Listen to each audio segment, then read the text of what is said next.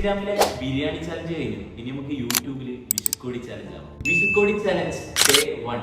ഓരോ 500 സബ്സ്ക്രൈബേഴ്സിനും ഓരോ നോട്ട് വെച്ച് നമ്മൾ ഈ ബോർഡിലേക്ക് ഫിൽ ചെയ്യും. ബോർഡിലേക്ക് ഫിൽ ചെയ്ത മുഴുവൻ നോട്ടുകളും വിഷുവിന്റെ മുമ്പായി കേരളത്തിലെ പല ജില്ലകളിൽ നിന്ന് അർഹതപ്പെട്ട കുട്ടികളെ കണ്ടെത്തി അവർക്ക് നിങ്ങളുടെ പേരിൽ വിഷുക്കോടി വാങ്ങിച്ചു.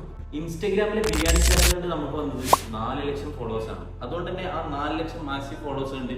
ഒരുപാട് ബ്രാൻഡുകൾ നമ്മെ സമീപിക്കുന്നുണ്ട്. ആ ബ്രാൻഡുകളുടെ അഡ്വർടൈസ്മെന്റ് ആണ് നമ്മൾ ഡൈവേർട്ട് ചെയ്തിട്ട് അർഹതപ്പെട്ട കുട്ടികൾക്ക് എത്തിച്ചു കൊടുക്കുന്നത്. ഈ വീഡിയോ ചെയ്യുമ്പോൾ നമ്മുടെ യൂട്യൂബിൽ 25,000 സബ്സ്ക്രൈബേഴ്സ് ആണ്. അപ്പൊ 25,000 സബ്സ്ക്രൈബേഴ്സിന് നമുക്ക് 50 നോട്ടുകൾ നമ്മുടെ ബോർഡിലേക്ക് ഫിൽ ചെയ്യാം. അപ്പൊ നമുക്ക് ഇന്നത്തെ 25,000 ഫോളോവേഴ്സിനുള്ള 50 നോട്ടുകൾ നമ്മുടെ ബോർഡിലേക്ക് ഇട്ട് കൊടുക്കാം. 1 2 3 4 5 6 7 8 9 10 11 12 13 14 15 16 17 18 19 20 21 22 23 24 25 35 36 37 38 39 40 41 42 43 44 45 46 47 48 49 50.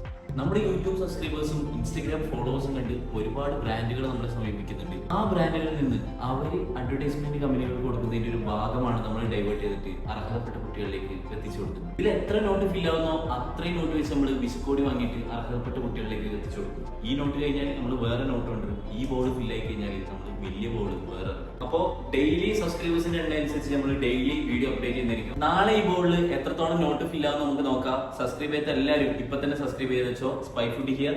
ബൈ.